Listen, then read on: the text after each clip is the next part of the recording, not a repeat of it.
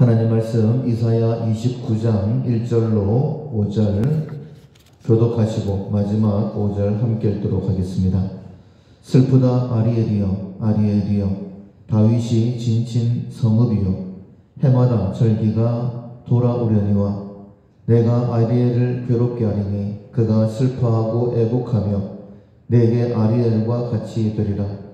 내가 너를 사면으로 둘러 진을 치며 너를 애워 대를 쌓아 너를 치리니 네가 낮아져서 땅에서 말하며 네 말소리가 나지기 티끌에서 날 것이라. 네 목소리가 친접한 자의 목소리같이 땅에서 나며 네 말소리가 티끌에서 짓거리리라. 그럴지라도 네 대적의 무리는 세미한 티끌 같겠고 강투한 자의 무리는 날려가는 겨 같으리니 그 일이 순식간에 갑자기 일어날 것이라. 아멘. 슬픈 아리엘과 기이한 일을 베푸신 하나님이라는 제목으로 함께 은혜를 나누겠습니다. 서론 같이 읽어보겠습니다. 아리엘은 하나님의 사자 혹은 하나님의 제단이란 뜻이다. 하나님께 제사를 드리는 예루살렘을 말한다. 예루살렘이 멸망한 것은 하나님께 드리는 제사의 실패였다. 하나님은 그들의 예배를 경멸하셨다. 아하스의 우상 숭배를 보라. 가나안 종교를 따라 자녀를 불사르고 산당과 작은 산 위와 푸른 나무 아래에서 제사하고 분향했다. 그래서 하나님은 제단을 향하여 슬프다고 탄식하셨다.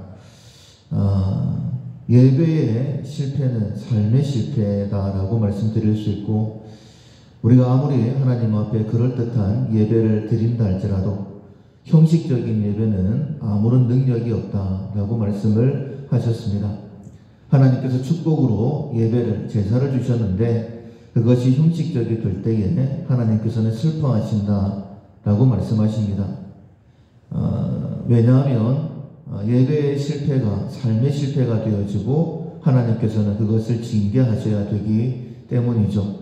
따라서 우리가 알고 있는 것처럼 하나님 앞에 나와 가까이 하여 말씀을 듣는 것이 가장 큰 지혜다라고 말씀을 하셨는데, 하나님 앞에 나올 때마다 하나님께서 내게 뭐라 말씀하시는지 귀를 기울이고 그 말씀대로 순종하는 삶의 예배를 통하여서 하나님께 기쁨을 드리는 우리가 되어야 될 것입니다. 1번 슬픈 아리엘과 하나님의 은혜 같이 읽어보겠습니다. 하나님의 축복을 받은 성읍 아리엘이 슬픔의 대상이 되었다. 하나님께 드린 제사와 예배가 형식적이고 가정스럽게 되었기 때문이다. 하나님은 예루살렘을 향하여 슬퍼하고 애곡한다. 아리엘과 같이 된다고 했다. 이는 제사 드리는 제단이 언제나 죽음과 피가 흐르는 것처럼 예루살렘이 그렇게 된다는 뜻이다. 하나님은 대적 아수르를 사용하여 심판하실 것을 말씀하셨다. 우리의 예배에서 회복되어야 할 부분은 어떤 것인가? 하나님께서 기꺼이 받으실 예배인지 조용히 점검해 보아야 한다. 호세아 선지자는 여호와를 힘써 아는 것이 참 예배라고 했다. 하나님의 제단을 더럽힌 예루살렘을 징계하신다. 그럼에도 불구하고 그 징계는 완전한 멸망이 아니다. 징계의 막대기인 대적들을 하나님께서 제거하신다. 광포한 자의 무리는 날려가는 겨 같으며 아리엘과 그 요새를 쳐서 그를 공고하게 하는 모든 자는 꿈같이 밤의 환상같이 된다. 심판 중에도 하나님은 늘 피할 길을 주신다. 이것이 은혜이다. 1절에 보시면 슬프다 아리엘이여 라고 했는데, 이 아리엘은 앞서 설명드렸던 것처럼 하나님의 사자, 제단 이런 의미를 가지고 있습니다. 특별히 다윗이 진친 성읍이라고 표현을 했기 때문에 예루살렘이다 라고 그렇게 또 말씀드릴 수 있어요. 그런데 이 성읍에서, 예루살렘에서 제단마다 해마다 절기가 돌아온다 라고 그렇게 말씀하고 있죠. 이스라엘은 3대 절기가 있습니다. 3대 절기뿐만 아니라 안식일과 월삭 이런 모든 예배들이 있게 되어지죠. 그런데 이런 절기들은 잘 지켰다라고 그렇게 말씀을 하고 있습니다.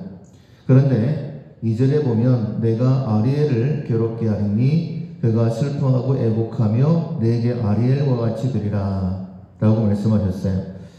그러니까 여기 첫 번째 아리엘은 예루살렘이다 라고 해석을 하시면 좋을 것 같고, 두 번째 아리엘은 제단같이 된다. 그러니까 이 제단에서는 늘 죽음이 있고 피가 흐르지 않습니까? 그러니까 예루살렘이 이 제단이 피가 흐르고 죽음이 있는 것처럼 그렇게 될 것이다 라고 말씀을 하시는 것이죠. 로마서 2장에 보면 하나님께서 우리를 심판을 하실 때에 말씀대로 심판하신다라고 하셨어요. 우리가 말씀을 모를 때에는 양심을 따라 심판을 하십니다. 그런데 우리가 하나님 앞에 나와서 말씀을 듣고 어떤 삶을 살아야 되는지를 알고 난 다음에는 주신 말씀을 기준으로 해서 우리를 심판하신다라고 말씀하셨기 때문에 이스라엘 백성들이 예루살렘이 제사를 드리며 하나님의 은혜를 알았음에도 불구하고 하나님께서 주시는 말씀대로 살지 아니할 때에 이 아리엘처럼 하나님 앞에 되게 될 것이다 라고 말씀하시는 것이죠. 로마서 3장에 보면 성도의 나옴은, 유대인의 나옴은 범사에 많은데 말씀을 받은 것이다 이렇게 말씀을 했죠. 우리가 하나님 앞에 나와서 예배드리는 것, 말씀을 듣는 것 기뻐해야 됩니다. 그러나 더 중요한 것은 말씀을 듣고 살아가는 것이죠. 우리의 삶에 말씀대로 사는 삶이 없기 때문에 하나님의 징계가 있는 것이다 라고 반드시 깨달아야 됩니다. 삶이 없을 때 어떻게 하시느냐? 3절에 보면 내가 너를 사면으로 둘러진치며 너를 애워 대를 쌓아 너를 칠 것이다 라고 말씀을 하시죠. 하나님은 원래 우리에게 복을 주시는 분이신데 내가 너를 치겠다라고 말씀을 하십니다. 우리가 앞서 말씀을 들었던 것처럼 바알브라심처럼 그리고 기브온처럼 블레셋을 대항하실 때에 물을 흩으심처럼 흩어버리셨다라고 말씀을 하셨죠.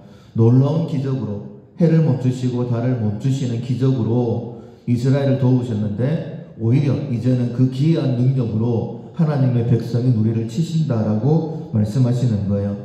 형식적인 예배를 드리는 자를 이렇게 하나님께서 하신다라고 말씀하시는 것이죠. 4절에 보면 그 결과 네가 낮아져서 땅에서 말하며 네 말소리가 나직히 티끌에서 날 것이라. 네 목소리가 신접한 자의 목소리같이 땅에서 나며 네 말소리가 티끌에서 짓거리리라. 그러니까 너무너무 힘이 없어가지고 그냥 엎드려서 중얼거리는 그런 의미입니다. 그런데 이 짓거린다라는 원 의미는 회개하게 될 것이다 라는 그런 의미예요. 너무너무 힘드니까는 크게 말할 힘도 없이 그냥 엎어져가지고 하나님 잘못했습니다 이렇게 짓거리게 된다라고 말씀하고 있는 것이죠. 얼마나 비참한 모습입니까? 그런데 5절에 보면 그럴지라도 라고 말씀하고 있죠. 이것은 마치 이제 엎드려 절받기식으로 너무너무 힘드니까는 이걸 그냥 짓거리면서 하나님 앞에 회개했는데도 불구하고 하나님께서 이스라엘을 그를 괴롭혔던 모든 것들을 다 없애시겠다라고 말씀하시는 거예요. 네 대적의 무리는 세미한 티끌 같겠고 강포한 자의 무리는 날려가는 겨 같으리니 그 일이 순식간에 갑자기 일어날 것이다. 언제나 이것이 끝날까라고 생각이 되어지는데 한순간 하나님께서 끝내시겠다라고 말씀을 하시죠. 어떻게 하실까? 그 방법은 하나님께 있습니다. 이스라엘 앞에 홍해가 가로막고 있을 때 하나님께서 말씀하시죠. 너는 가만히 있어서 내가 하나님됨을 알아라.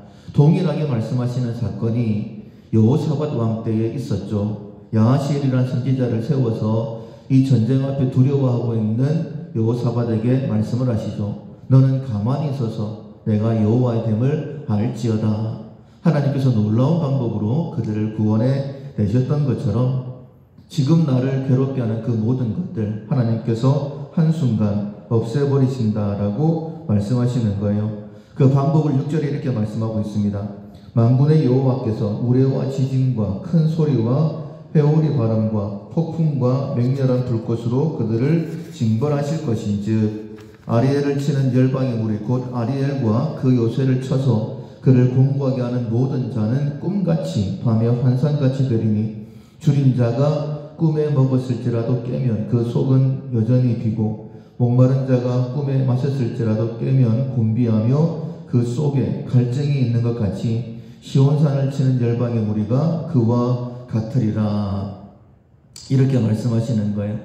얼마나 하나님께서 회개를 기뻐하시는지 우리에게 말씀해 주시는 것이죠. 즉 하나님께서는 우리에게 예배를 드리고 제사를 드리고 형식적인 예배가 아니라 삶이 있는 예배를 원하신다라고 말씀하시는 거예요. 시편 51편 17절에 보면 하나님께서 구하시는 제사는 상한 심령이라. 하나님이여 상하고 통회하는 마음을 주께서 멸시하지 아니하시리이다.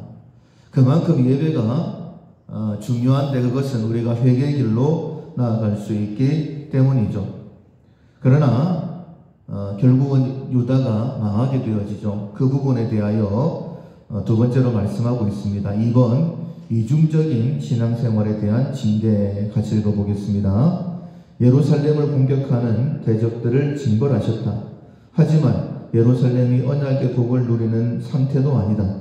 오히려 하나님은 예루살렘에 잠들게 하는 영을 주신다. 그래서 선지자들과 선견자들이 묵시를 보지 못한다. 그것을 봉안책의 말처럼 되었다고 하셨다.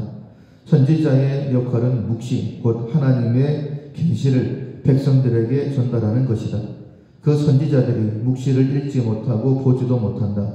교회의 말씀이 사라지거나 말씀을 읽을 수 없게 되는 것은 정말 비참하다. 말씀이 사라진 교회는 사단의 회가 된다. 원인이 무엇인가? 입술로는 하나님을 공경하나 마음으로는 떠났기 때문이다.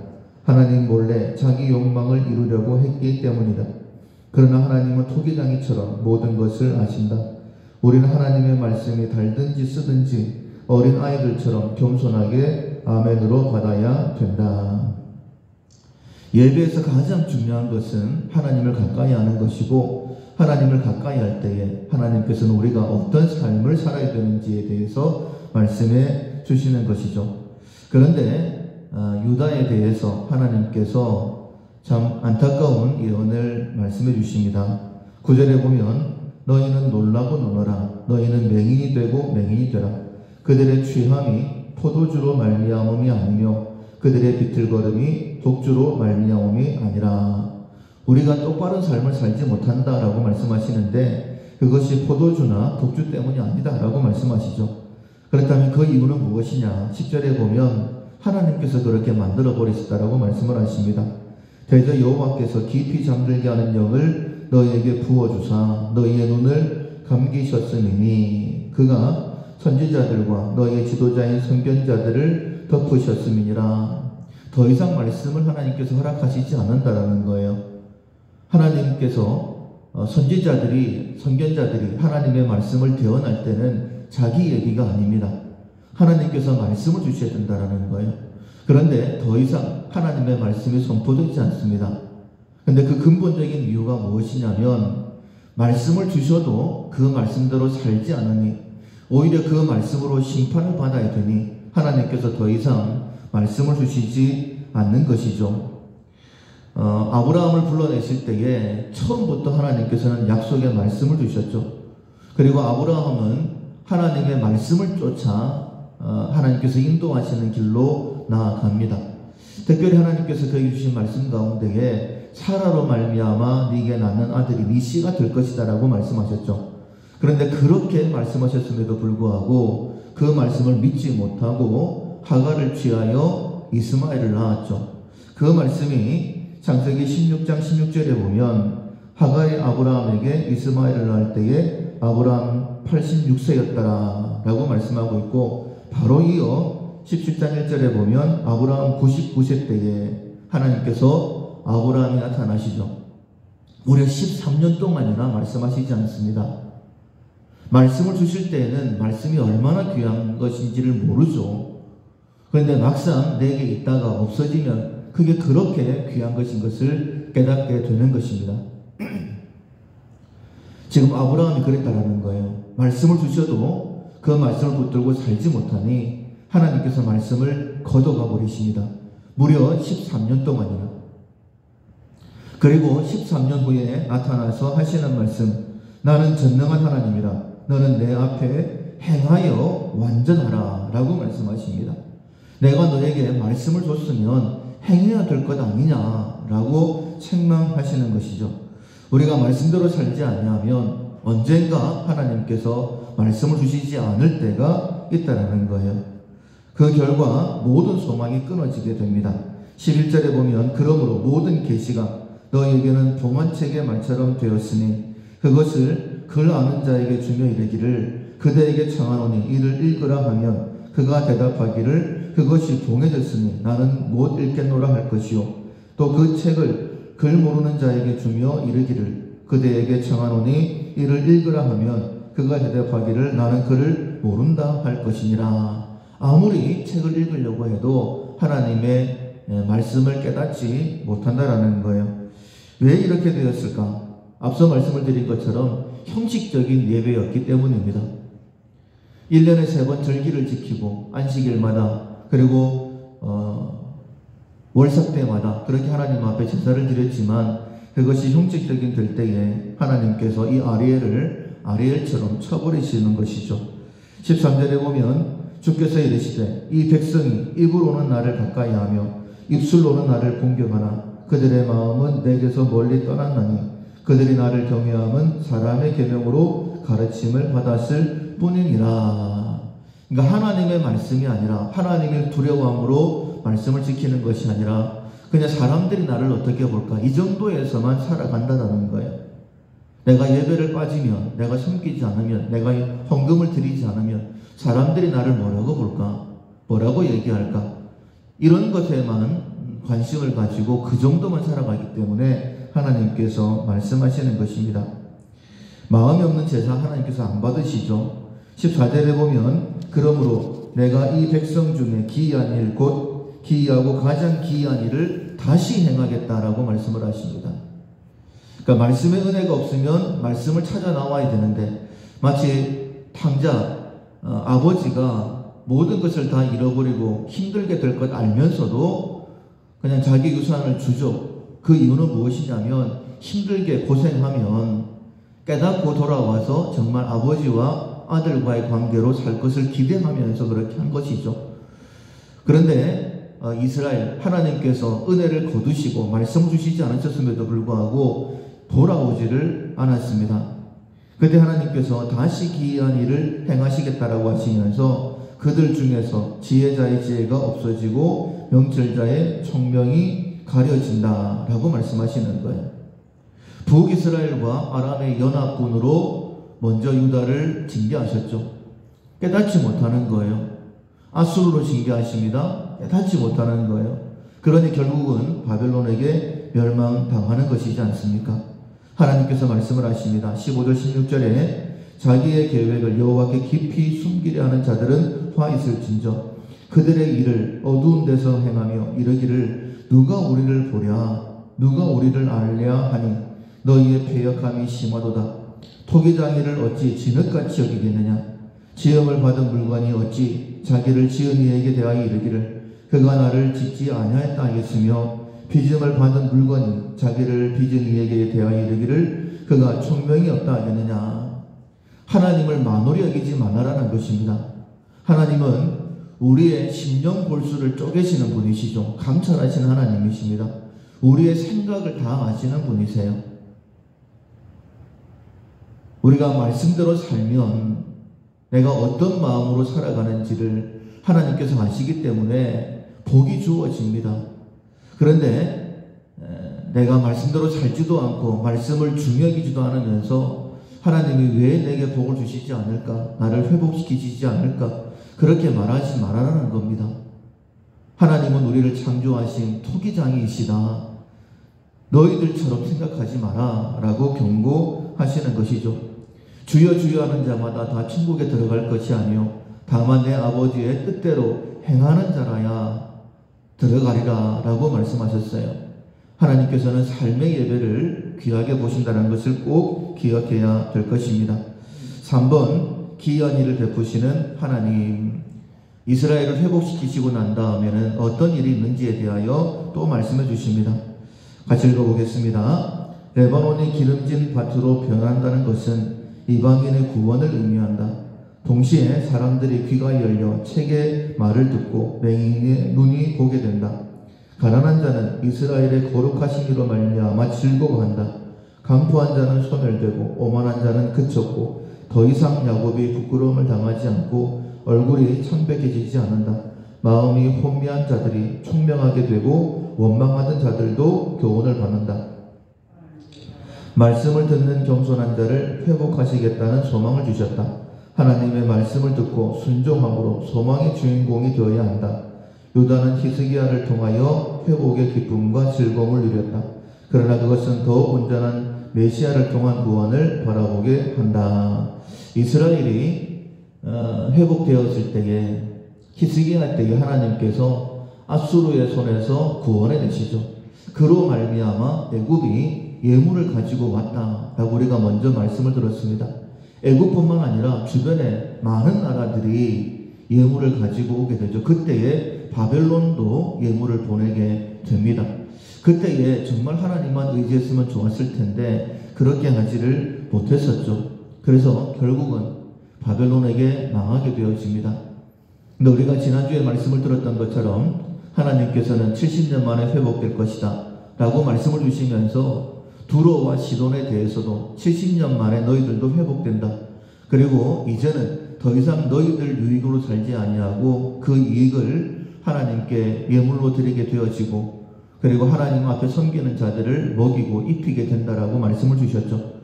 하나님께서는 우리를 회복시키시고 우리를 통하여 우리 주변을, 우리 가정과 직장, 이 지역을 살려내기를 원하신다라고 말씀하고 있는 거예요. 근데 이 모든 것은 삶이 있는 예배를 통하여 우리에게 주어진다는 사실을 꼭 기억해야 됩니다. 우리는 복의 통로입니다. 결코 저주의 통로가 아니에요. 그런데 우리가 삶의 예배를 드리지 못하므로 우리 때문에 우리 주변이 복을 받지 못하는 것입니다. 저주거리가 되어서 우리를 더 힘들게 만드는 것이죠. 내가 속해 있는 모든 공동체, 지역, 모든 것이 복이 되기 위해서는 내가 복이 되어야 됩니다. 그 방법은 삶의 예배라는 것을 다시 한 번 더 기억합시다. 마지막 부분 같이 한번 읽어보겠습니다. 하나님께서는 아리엘의 멸망을 기뻐하지 않으셨다. 그들을 징벌하신 이유는 정화시켜 회복시키시려는 의도이다. 교회가 하나님으로부터 징계를 받을 때가 있다. 경고의 메시지를 주시기도 한다. 그러할 때에 우리는 정신을 차리고 하나님과 그 말씀으로 돌아가야 한다. 나와 우리 교회와 고신교회가 하나님의 징계처럼 보이는 일을 당할 때 우리 모두는 하나님께로 말씀으로 돌아가야 한다. 아멘. 찬송가 452장 내 모든 소원 기도의 제목 함께 찬양하시겠습니다.